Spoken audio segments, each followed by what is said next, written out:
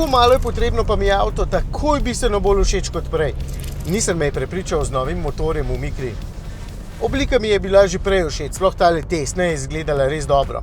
Ampak 900-kubični Renaultov trivaljnik nam vsem skupaj v uredništvu že od nekdaj ni bil všeč, zato so pri Nissanu pohiteli in prvi v skupini v malo Micro začeli vgrajevati novo mašino.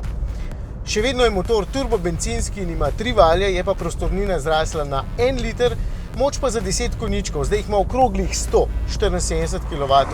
Vse skupaj se sliši malo, v praksi pa je precej veliko. Motor je dosti lepše odziven, čeprav še vedno potrebuje nekaj časa, da se odzove.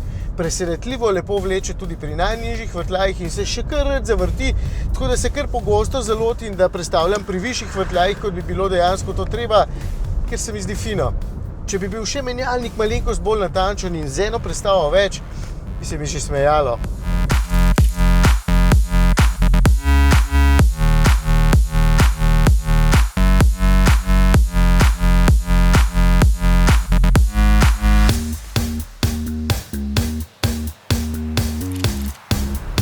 Pa je Micra daleč od športnosti. V resnici je avto nastavljen precej neudobno, kar mi je tudi všeč.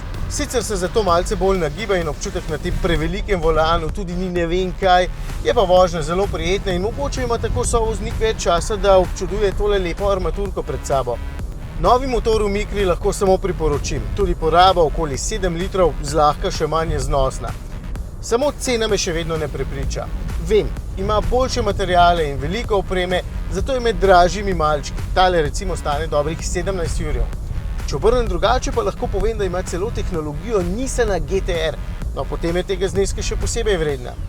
Pa čeprav je to samo prevaz v valjih, da je manj trenja.